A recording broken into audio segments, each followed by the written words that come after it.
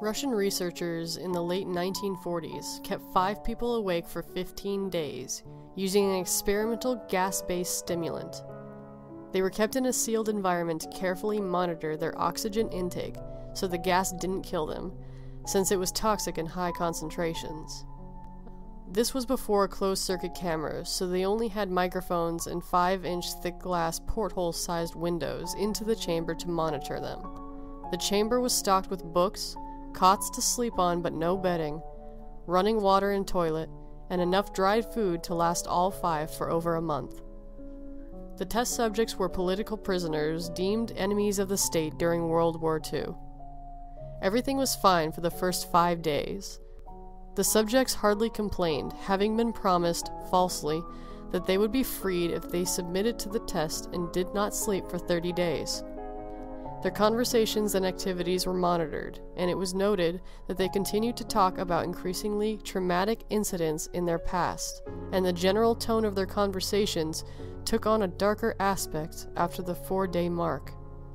After 5 days, they started to complain about the circumstances and events that led them to where they were, and started to demonstrate severe paranoia. They stopped talking to each other and began alternately whispering to the microphones and one-way mirrored portholes. Oddly, they all seemed to think that they could win the trust of the experimenters by turning over their comrades, the other subjects in captivity, with them. At first, the researchers suspected this was an effect of the gas itself. After 9 days, the first of them started screaming. He ran the length of the chamber repeatedly yelling at the top of his lungs for 3 hours straight. He continued attempting to scream but was only able to produce occasional squeaks. The researchers postulated that he had physically torn his vocal cords. The most surprising thing about this behavior was how the other captives reacted to it, or rather, didn't react to it. They only continued whispering to the microphones until the second of the captives started to scream. The 2 non-screaming captives took the books apart, smearing page after page with their own feces, and pasting them calmly over the glass portholes. The screaming promptly stopped. So did the whispering to the microphones. After 3 days passed, the researchers checked the microphones hourly to make sure they were working, since they thought it impossible that no sound could be coming with 5 people inside. The oxygen consumption in the chamber indicated that all 5 must still be alive. In fact, it was the amount of oxygen 5 people would consume at a very heavy level of strenuous exercise. On the morning of the 14th day, the researchers did something that they said they would not do to get a reaction from the captives. They used the intercom inside the chamber, hoping to provoke a response from the captives they were afraid were either dead or vegetables. They announced, "We are opening the chamber to test the microphones. Step away from the door and lie flat on the floor or you will be shot. Compliance will earn one of you your immediate freedom." To their surprise, they heard a single phrase in a calm voice response, "We no longer want to be freed." Debate broke out amongst the researchers and the military forces funding the research. Unable to provoke any more response using the intercom, it was finally decided to open the chamber at midnight on the 15th day. The chamber was flushed of the stimulant gas and filled with fresh air, and immediately voices from the microphones began to object. 3 different voices began begging, as if pleading for the life of a loved one, to turn the gas back on. The chamber was opened, and soldiers were sent in to retrieve the test subjects. They began to scream louder than ever, and so did the soldiers when they saw what was inside. 4 of the 5 test subjects were still alive, although no one could rightly call the state that any of them were in life. The food rations past day 5 had not so much as been touched. There were chunks of meat of the dead test subjects' thigh and chest stuffed into the drain in the center of the chamber, blocking the drain and allowing 4 inches of water to accumulate on the floor. Precisely how much of the water on the floor was actually blood was never determined.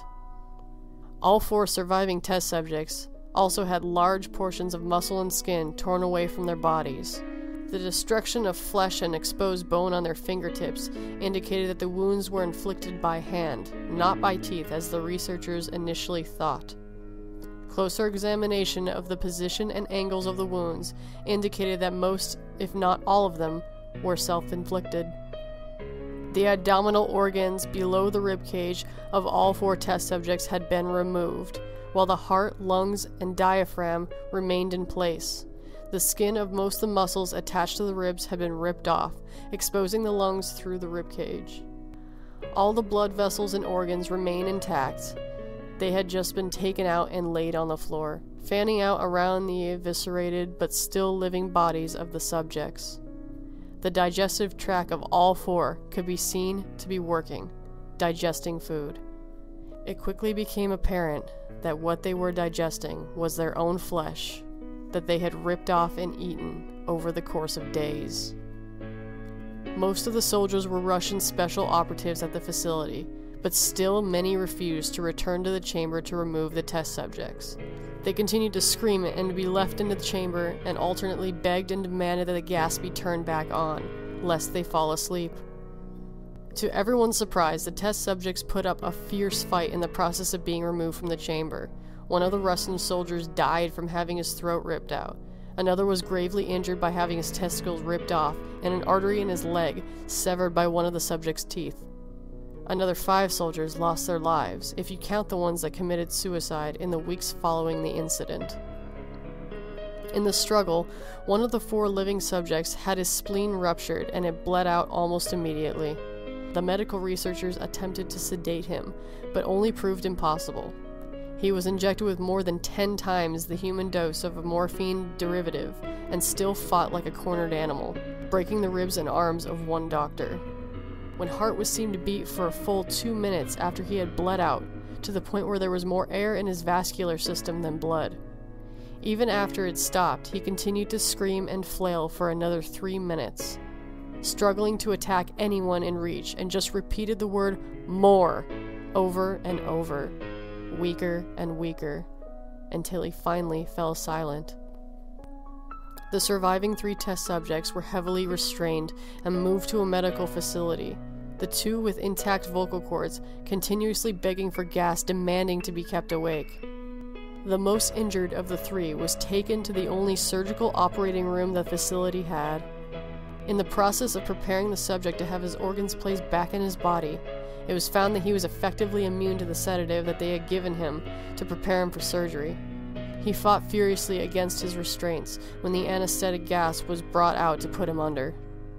He managed to tear most of the way through a 4-inch wide leather strap on one wrist, even through the weight of a 200-pound soldier holding that wrist as well.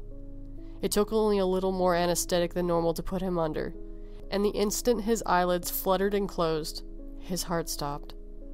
In the autopsy of the test subject that died on the operating table, it was found that his blood had tripled the normal level of oxygen.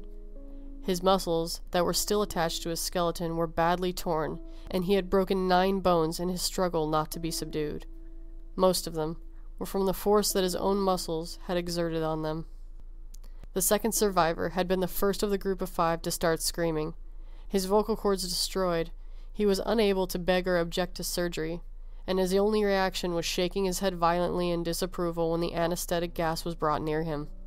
He shook his head yes when someone suggested, reluctantly, that they try the surgery without anesthetic, and did not react for the entire 6-hour procedure of replacing his abdominal organs and attempting to cover them with what remained of his skin. The surgeon presided, stated repeatedly, that it should be medically impossible for a patient to still be alive. One terrified nurse assisting the surgery stated that she had seen the patient's mouth curl into a smile several times whenever his eyes met hers. When the surgery ended, the subject looked at the surgeon and began to wheeze loudly, attempting to talk while struggling. Assuming this must be something of dramatic importance, the surgeon had a pen and pad fetched so the patient could write his message. It was simple.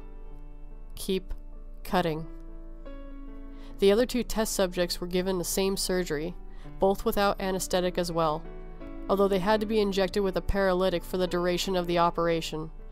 The surgeon found it impossible to perform the operation while the patients were laughing continuously. Once paralyzed, the subjects could only follow the attending researchers with their eyes. The paralytic cleared their system at an abnormally short period of time, and they were soon trying to escape their bonds. The moment they could speak, they were again asking for the stimulant gas. The researchers tried asking why they had injured themselves, why they had ripped out their own guts, and why they wanted to be given the gas again. The only response was given, "I must remain awake." All 3 subjects' restraints were reinforced, and they were placed back in the chamber awaiting determination as to what should be done with them. The researchers, facing the wrath of their military benefactors for having failed the stated goals of their project, considered euthanizing the surviving subjects. The commanding officer, an ex-KGB, instead saw potential. He wanted to see what would happen if they were put back on the gas. The researchers strongly objected, but they were overruled. In preparation for being sealed in the chamber again, the subjects were connected to an EEG monitor and had their restraints padded for long-term confinement. To everyone's surprise, all 3 stopped struggling at the moment that it was let slip that they were going back on the gas. It was obvious that at this point, all 3 were putting up the greatest struggle to stay awake. One of the subjects that could speak was humming loudly and continuously. The mute subject was straining his legs against the leather bonds with all of his might, first left, then right, then left again, for something to focus on. The remaining subject was holding his head off the pillow and blinking rapidly. Having been the first to be wired to the EEG, most of the researchers were monitoring his brainwaves in surprise. They were normal most of the time, but sometimes flatlined inexplicably. It looked as if he were repeatedly suffering brain death before returning to normal. As they focused on papers scrolling out of the brainwave monitor, only one nurse saw his eyes slip shut at the same moment his head hit the pillow. His brainwaves immediately changed to that of a deep sleep, then flatlined for the last time as his heart simultaneously stopped. One remaining subject that could speak started screaming to be sealed in now. His brainwaves showed the same flatlines as the one that had just died from falling asleep. The commander gave the order to seal the chamber with both subjects inside, as well as 3 researchers. One of the named 3 immediately drew his gun and shot the commander point blank between the eyes, then turned the gun on the mute subject and blew his brains out as well. He pointed his gun at the remaining subject, still restrained to the bed, as the remaining members of the medical and research team fled the room. "I won't be locked in here with these things! Not with you!" he screamed at the man strapped to the table. "What are you?" he demanded. "I must know." The subject smiled. "Have you forgotten so easily?" the subject asked. "We are you. We are the madness that lurks within you all, begging to be freed at every moment in your deepest animal mind. We are what you hide from in your beds every night. We are what you sedate into silence and paralysis when you go to the nocturnal haven where we cannot tread."